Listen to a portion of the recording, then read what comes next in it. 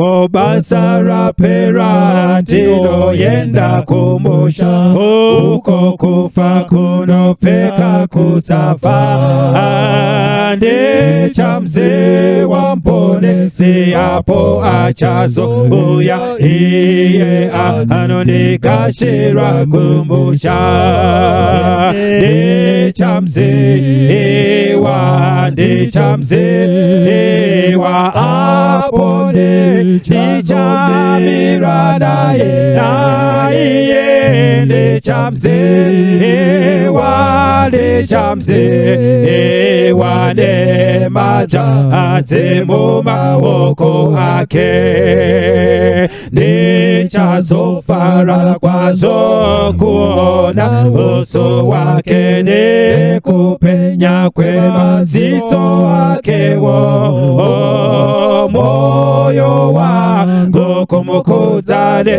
gerudo remuta anondika zira musha kumsoro de chamze siwa de chamze wa apone chazo mirana ye de chamze wa de chamze wa de macha temuma woko ake de no tondera awo walikane wakafa kutinge gerufuta patanana wo apoche suwa uyana na uticha sangana asidi chicha tanga kuona Jesu de chamze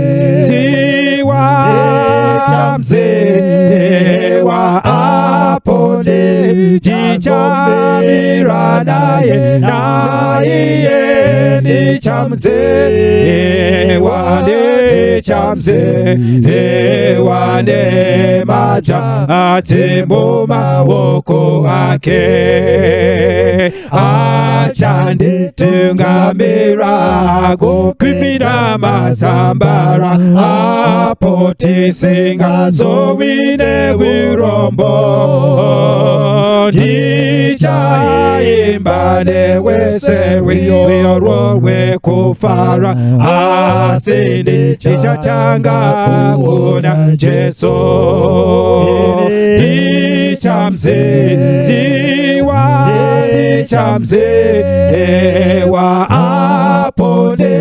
dechamirana ye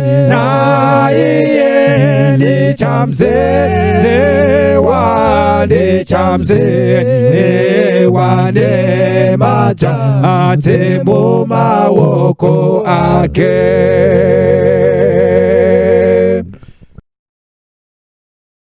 Greetings to you all, my dear brothers and sisters in Christ. I'm delighted that we have stayed on this journey together.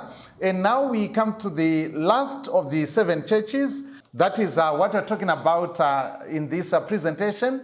In the previous presentation, we introduced and gave the background to the seat of Laodicea when it was established and the kind of setup that it was in. We talked about the church. And now we want to expand and talk about that phase of Christianity that corresponds to the Laodicean era. That's what we're going to talk about.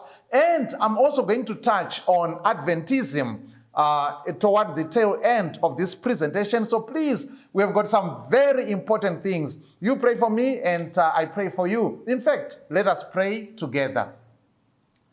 Our kind and most gracious Heavenly Father, we just want to thank you for the gift of life, the privilege to learn from your word and to be disciplined by the same, to be instructed, to be encouraged and motivated by it. So we invite your presence to be with us. In your name we pray, now and forevermore. Amen. This is Revelation chapter 3 from verse number 14. Once again, I read in your hearing.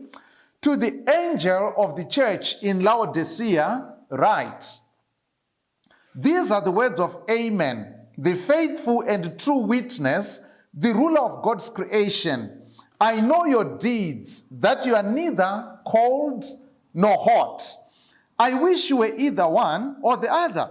So because you're lukewarm, neither hot nor cold, I'm about to spit you out of my mouth. You say, well, I'm rich, I've acquired wealth, and do not need a thing, but you do not realize that you are wretched, pitiful, poor, blind, and naked.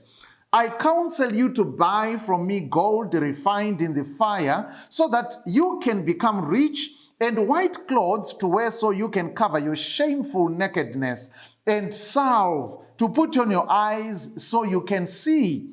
Those whom I love, I rebuke and discipline. So be earnest and repent. Here I am. I stand at the door and knock. If anyone hears my voice and opens the door, I will come in and eat with that person and they with me. To the one who is victorious, I will give the right to sit with me on my throne, just as I was victorious and sat down with my Father on his throne. Whoever has ears, let them hear what the Spirit says to the churches.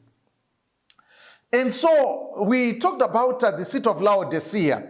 The city of Laodicea was a prosperous place. It was a prestigious city. We talked about it being the backbone of the banking industry of Asia Minor. And only the rich and famous would bank in Laodicea. That was like, Switzerland or some of these offshore banking capitals in the world today. And so they also had this famous eye hospital, and they used to produce the Phrygian ointment, which used to be exported and also, of course, used in Laodicea for people with eye problems. And it is to those people that Jesus says, you actually have a problem with your sight. You need to buy from me real ointment. And it was the fashion capital of the world. At least of the Roman province of Asia Minor. And so, to those people, Jesus says, you need to buy clothes so that you may cover your nakedness. You're actually walking naked. Even though they were wearing designer, clothes made in Laodicea, they were the fashion capital, you see? And so, it is not our own righteousness that can cover our nakedness, but we need a vital connection and link with the Son of God, a righteousness that comes only from Christ. And so, as we continue, we're talking about here a city that was both, affluent and influential. It was an affluent city. They were comfortable in their affluence and so on. In a sense, they became victims of their own success. So they successfully failed. They were victims of their own success. This kind of thing. I just want us to think for a moment. Have you ever realized, or have you ever learned, have you ever observed something about successful nations in the world, as an example, in general? Almost all nations that are regarded as successful or developed nations, those countries, none of those countries uses other people's language. Those people use their own, we can say, native language, they use their own language. Like for their education and things like that and so on, they use their own language. You talk about German, you talk of France, you talk of Britain, you talk of Australia, and so on. We know that some of these are occupied territories, but no nation uses other countries' languages to develop. All countries that are developed, you talk of China, you talk of Japan, you talk of Korea, they use their own language. So there seems to be a close relationship between language and a nation or a civilization's progress, how far they will go and how fast they will go. One of the things that could be done to really arrest progress could be adoption of other people's languages, because a language is more than just words. It's a representation, a distillation of a worldview, a way of looking at the world and processing and understanding it, and so on. If you have a language, but you do not share the worldview that informs the language, that is represented by the language, then you have shortchanged yourself somewhere, somehow. And it looks like nations that use other people's languages have not been able to do as well as the countries from which those languages do originate. Just think about that. It's not like something that I read in some book, but it's something that, just an observation, okay? I would want to hear what you think about that. But the other thing, as we talk about Laodicea, the other thing is that the countries that have also developed have another aspect or another dimension to them.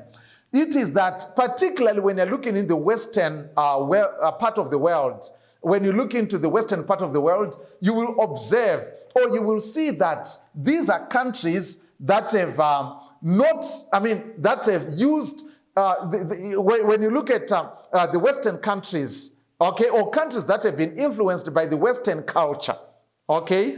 And you remember earlier on we talked about East-West. This language really comes from the time that Diocletian divided the Roman Empire into East and West, and then which was consolidated by Constantine. We talked about that earlier on, I think, when we were talking about Smyrna. And so, countries that have been influenced by the West, and the West was dominated by Roman Catholicism. Later on, there was a Reformation, the Protestants who protested against what the church was doing, what it was teaching, the lifestyle of the priests and the popes and everything like that, and how they had deviated from the word of God, which is what the Protestant Reformations were all about. People like Zwingli, people like Martin Luther, John Calvin, people like John Wycliffe, the morning star of the Reformation, Martin Luther, and so many others, okay? That's what they were protesting about. And then later on, we have got others also coming in, like the John Wesleys and some such others. And so, as we look at all these, you will find that an interesting thing, countries that have done well in terms of industrial progressing industrially and developing and becoming developed nations, it's particularly nations that were dominated by Protestantism, okay? You look at countries like Germany, you look at where Martin Luther was from, and then you look at countries like Switzerland, where John Calvin made his headquarters right there in Switzerland, and then in Geneva, and then and Ulrich Zwingli was in Zurich, and so on. And then when you look at Switzerland, and then when you look at the Nordic countries that were influenced by the teachings of John Calvin, even though he was based in Geneva, but his influence went so far as to the Netherlands and the other Nordic countries. And then when you come to England, with the protests that took place there with King Henry, Thomas Cranmer, and all the others. Then when you come to like the United States, people who were basically Puritans, who wanted a refined form of Christianity, establishing the United States as we know it today. We know it was occupied territory already, but I guess you get what I'm trying to communicate. And then you go to Australia, and then New Zealand. The values that the Protestants took with them, these values brought great development. When you compare and contrast these with countries that were predominated by Catholicism, there is a difference. There's a difference. So there are these elements, there are these dimensions. Faith has something to do even with what happens with our everyday lives as individuals, as families, as communities, as nations. Faith has a great impact because it gives the philosophical foundation for whatever it is that we do, whether rightly or wrongly so. And so I want us to see this all the way from the book of Deuteronomy, chapter 4, as an example. Look this up with me. We are going somewhere. We are going somewhere. Please stay with me. And so the Bible says here, this is Deuteronomy chapter 4, verse number 5. See, I have taught you decrees, laws as the Lord my God commanded me, so that you may follow them in the land you are entering to take possession of it. Observe them carefully, for this will show your wisdom and understanding to the nations who will hear about all these decrees and say, surely this great nation is a wise and understanding people. What other nation is so great as to have their gods near them, the way the Lord our God is near us whenever we pray to him? And what other nation is so great as to have such righteous decrees and laws as this body of laws I'm setting before you today? And so only be careful, be watchful, only observe, and so on. And so God says, if you observe these things and you obey, then you're going to be successful, and you're going to be the envy of other nations, and they're going to say, wow, how did you come with such, great, to have such great laws and values and standards?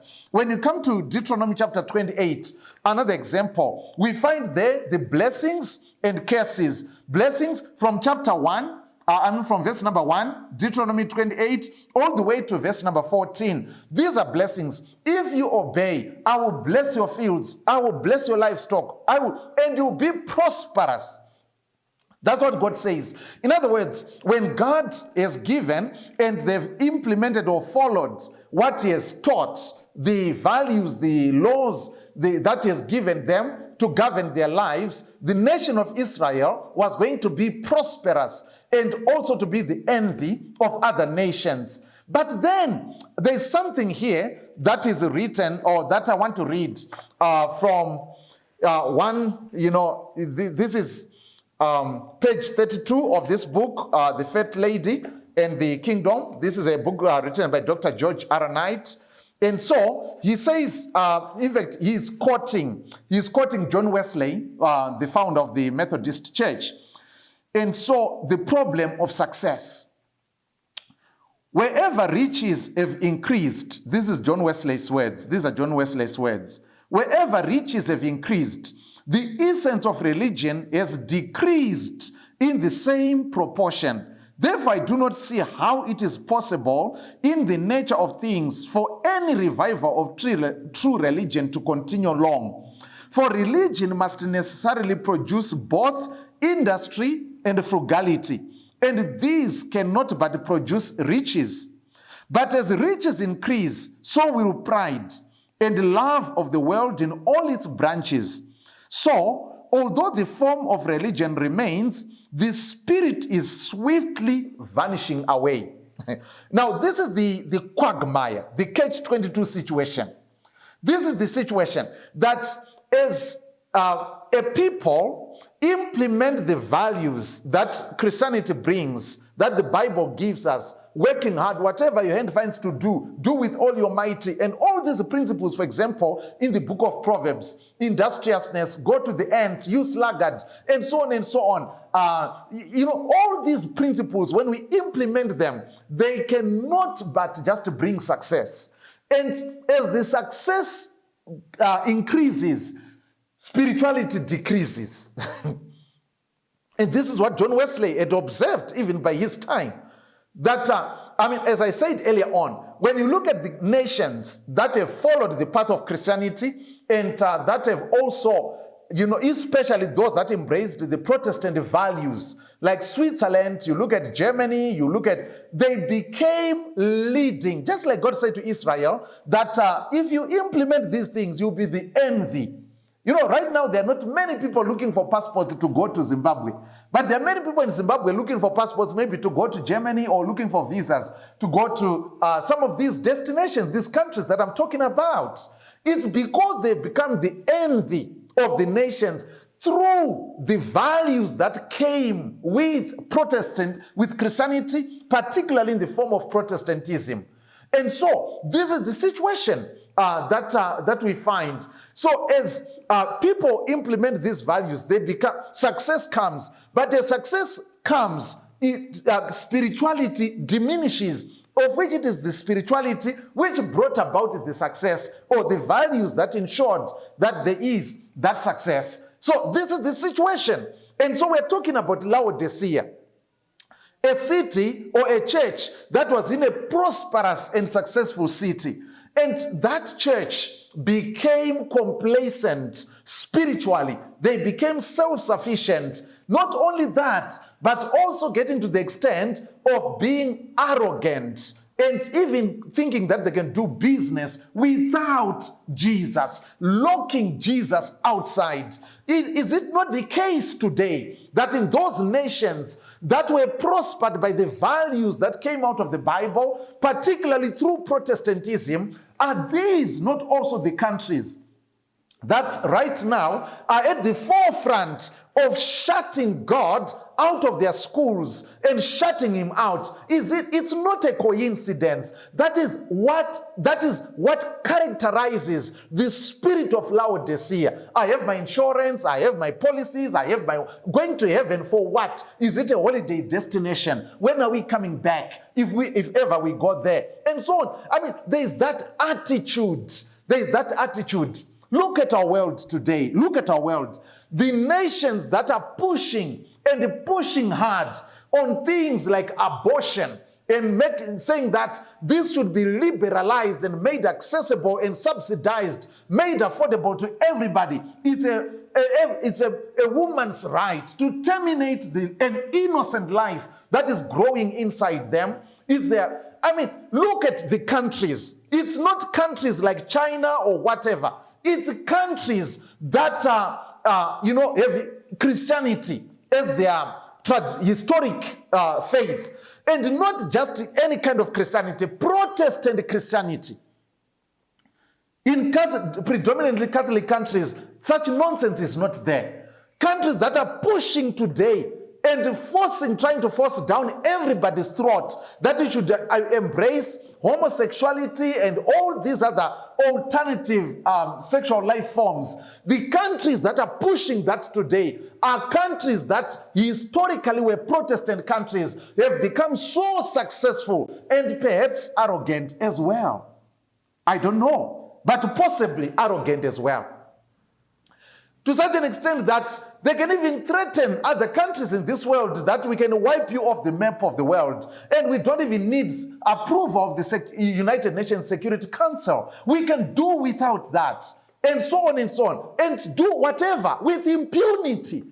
No one will take them to the Hague or to the International Criminal. No one. Success that has come. And they'll tell you that we've got amazing capabilities to destroy. And we can do that with amazing precision and so on. These are countries that you look at them. It's not atheist countries. No, they are Christian. Not every brand of Christian, but a Protestant Christian. The values brought success. And then that success drove the faith out. And so you remain now with many countries that are in this kind of state with this type of Christianity, which is neither hot nor cold. They claim to be Christians. Even the leaders in some of these countries, when they go to church, it's news. It's news that the president was in church. He's a Christian. And you find Christian groups rallying behind and say, he's our man, he's our champion, and things like that. When it is actually news that he has gone to church. It's as if he has done God a favor by going to church. As if the president has done God a favor by showing up at church. And all the cameras are just zooming in on him, on the president, because now he's in church. There are countries like that. And I'm saying that Christianity is now has come to that Laodicean state in many parts of the world. There's great affluence, great influence, and complacence as well, and maybe arrogance, not only against men, but even daring God himself, even questioning whether God could possibly exist and whether he created this world or not. Look at the people that push things like Darwinian evolution and all those kind of things who say that there's no God. No, they're not in Muslim countries. They're not in China. They're not in... No, it's historically Christian countries, particularly Protestant Christian countries. And so these are the ones, that is the state of Laodicea. That is the state of Laodicea. With all our universities claiming to be wise, the book of Romans says they became fools Professing to be wise, they became fools, denying the existence of God. And they went into all sorts of things, shameful things, homosexuality and all these other things that are mentioned in the book of Romans. That's what the Bible says. And it's becoming risky to even talk about such issues. Such is the world and such are conditions in Laodicea. Because Laodicea are a proud people. These are people with stuff. They have their things, man. They have their things. That's Laodicea for you, you know. And so they have their things. They say, what's your problem? Why are you screaming at us? Bro, cool down. I mean, the problem is that you guys don't have stuff. That's why you are always having churches all over the place and things like that. Actually, that accusation is true. Guilty as charged. That is the difference between Smyrna and Laodicea. Exactly that.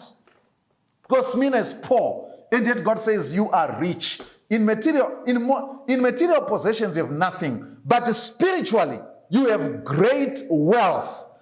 And that is what God actually values. And then you look at Laodicea. Laodicea has got everything in terms of material possessions, but is spiritually bankrupt and morally insolvent. That is the state of Laodicea. And the state of Christianity in our world today, having a form of godliness while denying the power. Laodicea, a successful failure. That's the spirit of Laodicea. A successful failure. Rich, affluent, arrogant, pompous, proud. This daring, you know. And so in their presence, they just tell you by their presence announces power and prestige and everything like that. My dear brothers and sisters, this is what we find also when we read the book of Deuteronomy chapter 32. Deuteronomy 32 from verse number 15. Talking about Israel with under the pseudonym of Jeshurun. Jeshurun grew fat and kicked.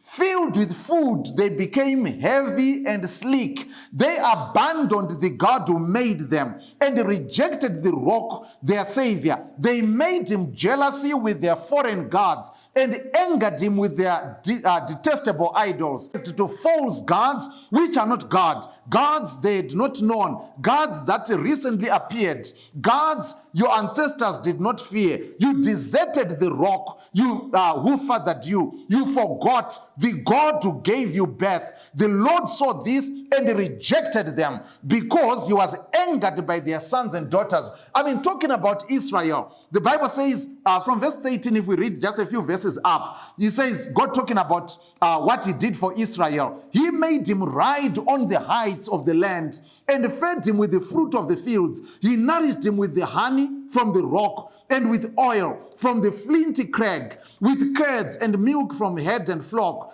and with the fattened lambs and goats, with the choice rams of Bashan, and the finest kernels of wheat. You drank of the foaming blood of the grape. And so, after all this, they became complacent and arrogant, and they rejected the same God who brought all this success to them. Has this not happened already with our world?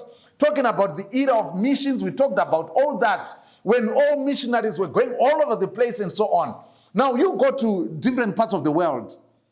For example, you go into continental Europe, you will find that in many places, churches are packed, not with the worshippers, but with the tourists.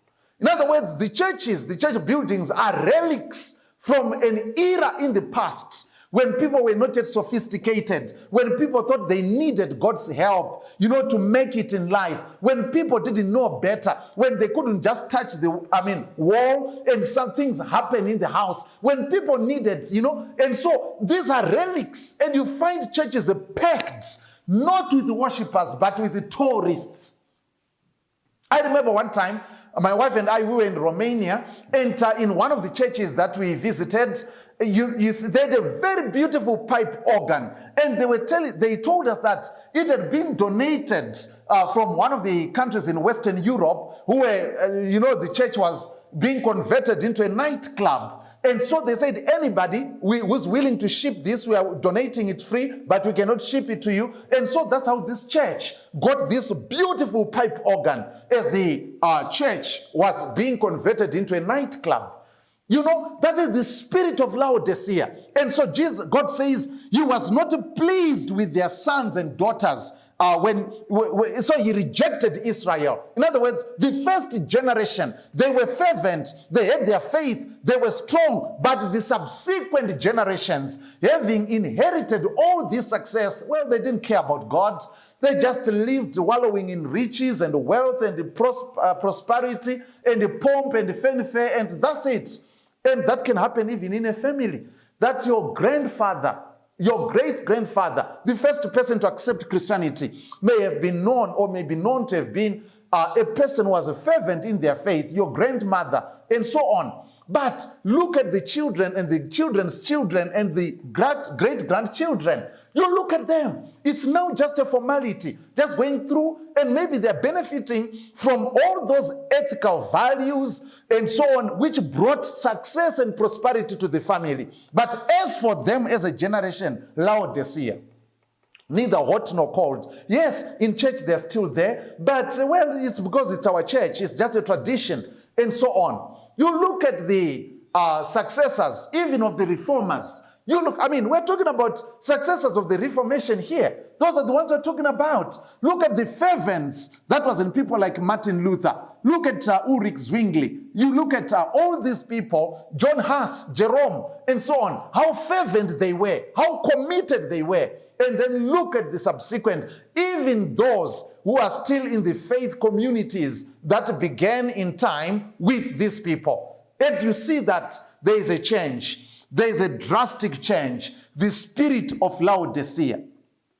That's the spirit of Laodicea. And I wouldn't close this without talking about, the Advent movement. Because this is a people group, a faith community, the Seventh-day Adventist Church, a faith community. We have a special understanding. In fact, did you know that Laodicea, we already said that this city was built by Antiochus II, and in the 3rd century BC. It was dedicated to his wife Laodice. And Laodicea actually is made out of two Greek words. Laos, which means people, and Dika, which means righteous judgment. So in other words, it's kind of like a people under judgment, a people under righteous judgment. So there is a group of people that emerged towards the end of the Philadelphia era, and that is the Advent people, the Advent movement, beginning with the preaching of the Baptist preacher the Baptist preacher in the United States, and who was talking about, that is William Miller, talking about the second coming of Christ and so on. And later on, after the great disappointment of October 22, 1844, then there were splinter groups and everything. Another group coalesced, and they were coming from different divergent faith communities. Some like James White came from the Christian Connection, and others like Ellen White, then Ellen Gold Harmony, coming from the Methodist Church, and you still have people like Joseph Bates, and others who are coming from different areas, such as you find people like Rachel Oaks, who came from the Seventh-day Baptist and introduced the concept of the Sabbath to this group that became Seventh-day Adventists. And all these, they came and studied the Bible together and established a faith community that we know today as the Seventh-day Adventist Church. And the Adventist Church have always interpreted and, understood themselves to be closely associated with the message to Laodicea, to the church in Laodicea. In fact, if not identifying themselves as that movement, unflattering as that may be. Now, but I think it's something that can be quite frank and honest. I want to give here, something that for us to think and pray about. Because there's always talk about revival and reformation and so on. Have you ever heard of the stages of how churches develop and how they grow and age? A sociologist named David Mobeck developed this, model. And in this model, he tells us that the churches go through 5 stages. It's almost like the life cycle of a human being, or the life stages of a human being. The first stage is the incipient organization. Incipient organization, these are the founder members. So the founder members, they have an idea, an ideal, some values, they have a message, they have an understanding, and they fervently hold on to it. They share that message. And as they do that, usually there's some authoritarian or charismatic leader among them. So authoritarian or charismatic leader among them. And as they share, they're not careful to offend people or whatever. They will call this one Babylon, they will call this one Babylon is fallen, and so on and so on. And they are so strong. They are so strong. They have nothing to lose, because they have nothing actually except their faith, what they believe and understand. And so they move like that. And for the Adventist, people, this was for the period, according to George Knight, period that would come from 1844 to 1860 or 1863. And so during this period, these are the formative stage. The formative stage. And these people like Ellen White, Joseph Bates, James White, they did not even want to form a church. They did not even want. They said that is the first way into becoming Babylon. The moment you formalize this, let's just preach and share. Whoever listens, that's it. Whoever doesn't, that's it. And so that's what they were doing. And they were so strong and committed to that. But later on, as the numbers increased, they decided to formalize this thing, of which formalization is what they had not wanted in the first place. And so, 1860, the name Seventh-day Adventist is chosen. 1863, in fact, 1861, we have the conference is formed. 1863, the General Conference is formed. Okay, those are the formative stages. That same year, on 6 June 1863, the Otsego vision that Ellen White had begins the health message for this movement. And later on, we have the education system starting around 1872. 1874, sending the first missionary to Europe, and that is John Nevins Andrews. And then we have also the establishment in the 1870s, the education system. And then publishing ministry was already there. So we have got the formative stage from 1860s all the way to 1900. That is the formal organization stage. And during this stage, the doctrines are also formed. Who are we? What's our identity? And so on and so on. That is the formative stage, or the formal organization stage. This is how churches develop. And then after that, we then come to the stage number 3, and that is the maximum efficiency. Now this thing has formed. It's like a plane that has taken off nicely. Now it has reached the cruising altitude, and it's now just cruising toward its destination. And during this phase, or this stage, there is less emotional leadership. Their statesmen begin to emerge. And people are now, all these boards and committees and policies are now operating everything, and so on and so on. Less charismatic leadership, and you begin to have historians and apologists for the organization.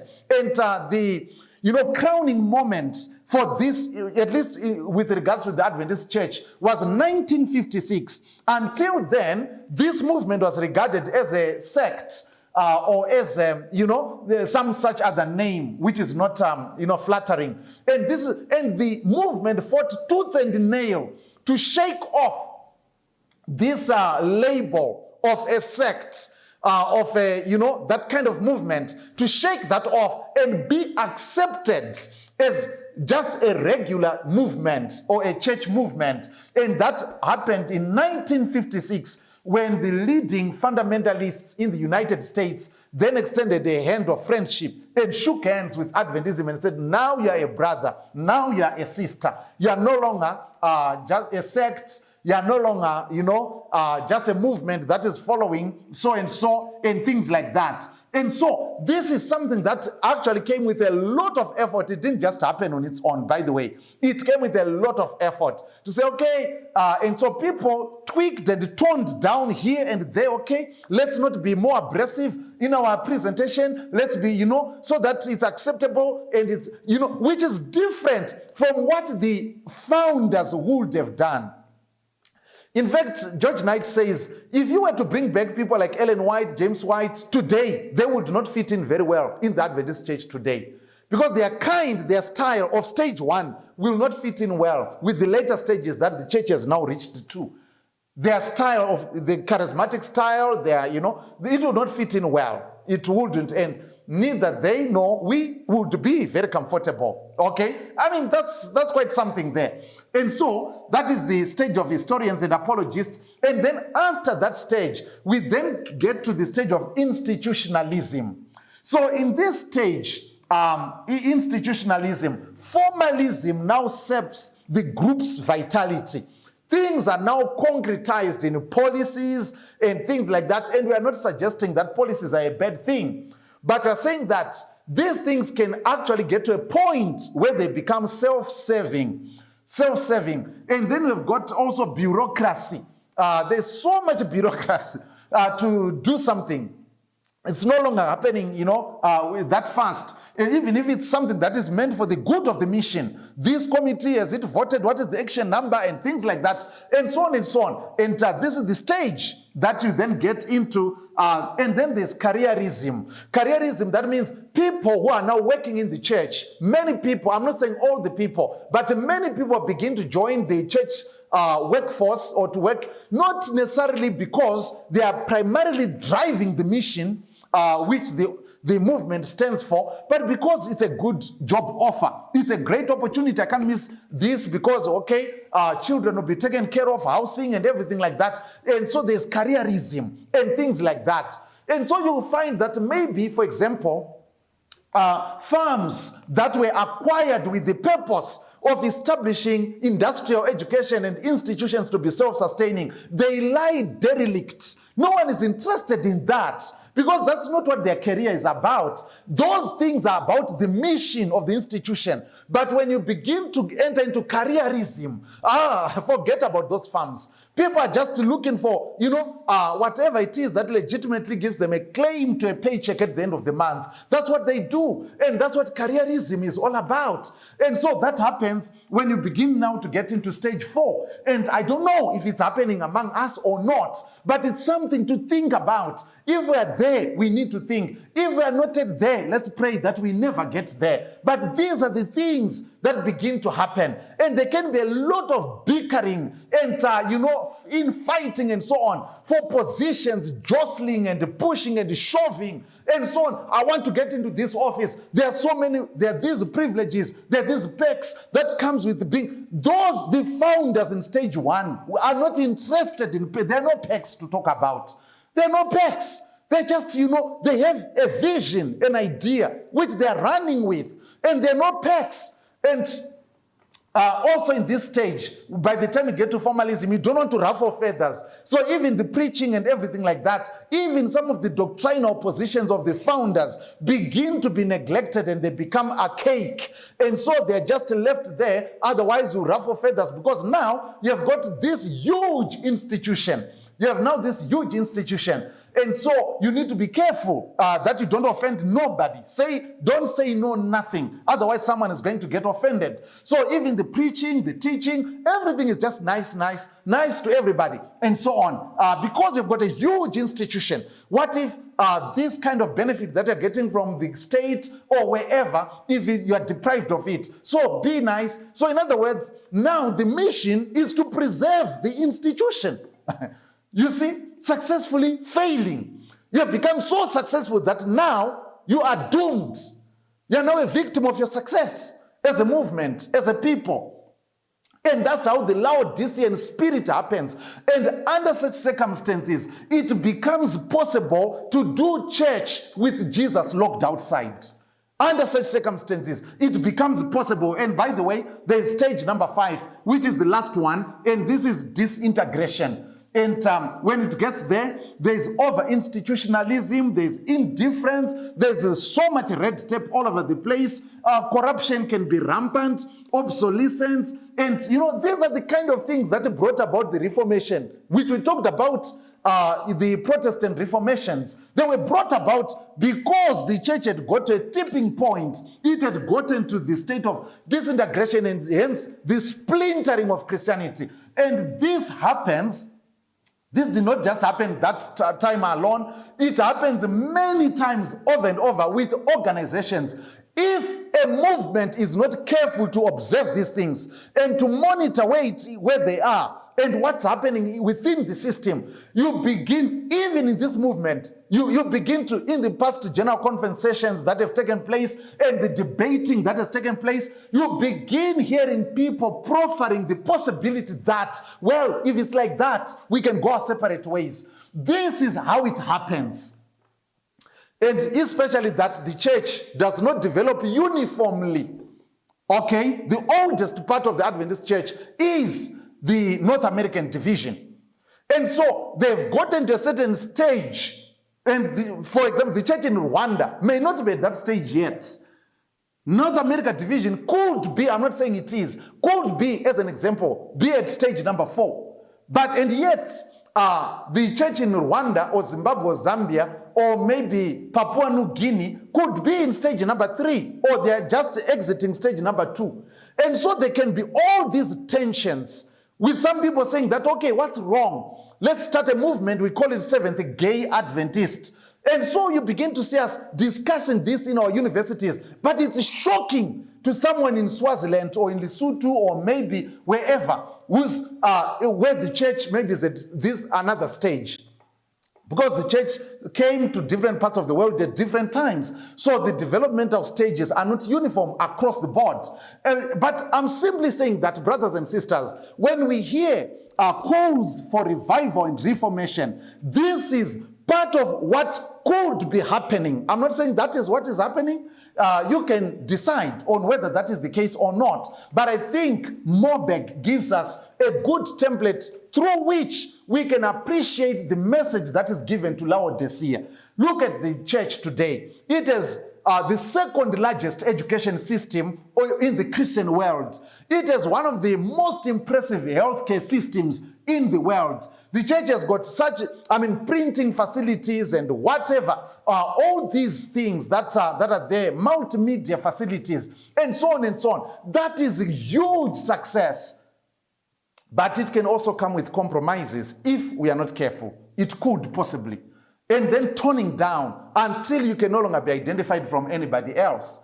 Because you don't want to lose that grant or that benefit and things like that. And so until you can no longer be distinguished and your voice cannot be identified and that kind of thing, And so at those high stages, you now just want to create, rapport with everybody and things, things like that. Look, for example, the founders in this church, people like Ellen White and so on, they were not wish-washy about issues like slavery. Slavery was a heavy political issue during their time. They said that thing should be thrown out of the window. Then they said what the laws which the government has made to say that any escaped slave should be returned to their master. Ellen White says we are not going to compromise. We are not going to comply with that law, whatever the consequences. Would the church today ever do such a thing? Usually, let's just go along with the state. Why? There's now so much. There's so much at stake now. Okay? There's so much. You can lose all this. And that can possibly be a characteristic of the Laodicean condition. The early church in the book of Acts, Peter and John could say, silver and gold have we none, but what we have, in the name of Jesus, rise and walk. Now, the church can no longer say silver and gold have we none. The church has silver and gold today. But is the church able to say, in the name of Jesus, rise and walk? That is the question. We need to think, Laodicea, It's possible to do business in church without Jesus, with Jesus locked outside. This is true for whole organizations like a church. It's true for families. It's true for individuals. Even in the same congregation, you can have someone in the Smyrna state and another in the Philadelphia state, someone else in the Laodicean condition, in the same church, in the same organization, in the same family even. It's for every one of us to introspect. Have we not gotten to a point where we've become so successful that that success is now a problem? We are tripping over our success and we are falling down. That's what we need to think about. But Jesus says there's hope. You know, maybe I need to read one more verse before we bring this to an end. And this is from the book of Ezekiel. Ezekiel chapter 16, verse number 49. Now, this was the sin of your sister, Sodom. She and her daughters were arrogant, overfed, and unconcerned. They did not help the poor and needy. They were haughty and did detestable things before me. Therefore, I did away with them, as you have seen. And so, God talking to the people of Jerusalem says, this was the problem of your sister Sodom. Now, Sodom is being called elder sister to Jerusalem. Now, because they become so successful, the people of Jerusalem. And God says the prime problem, the primary problem with the people of Sodom was not sodomy. No, it was comfort. They were so successful. They had so much luxury.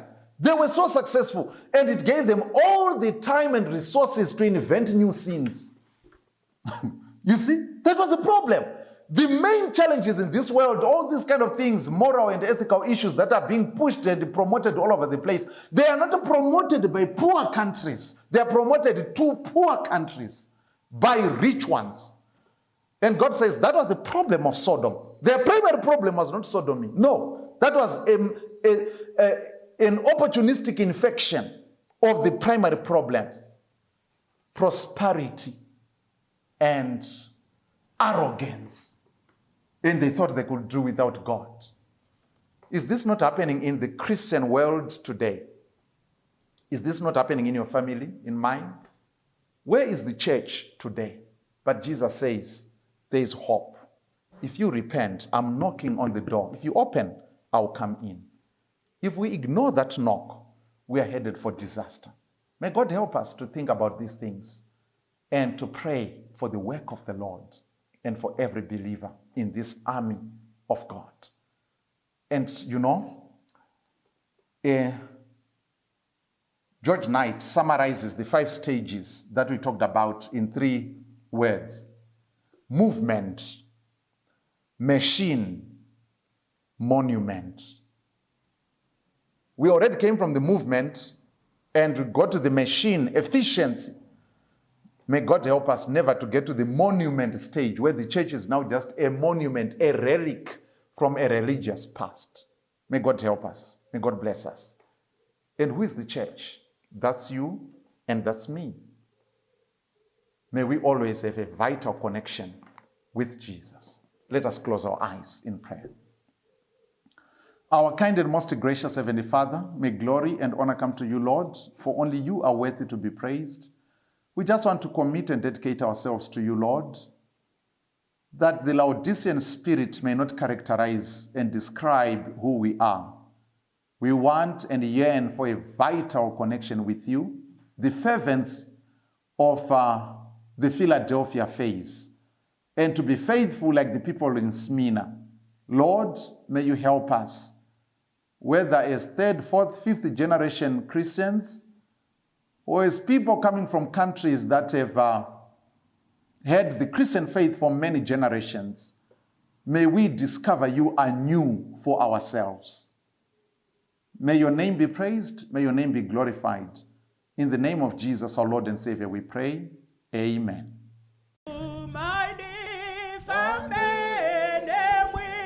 Seja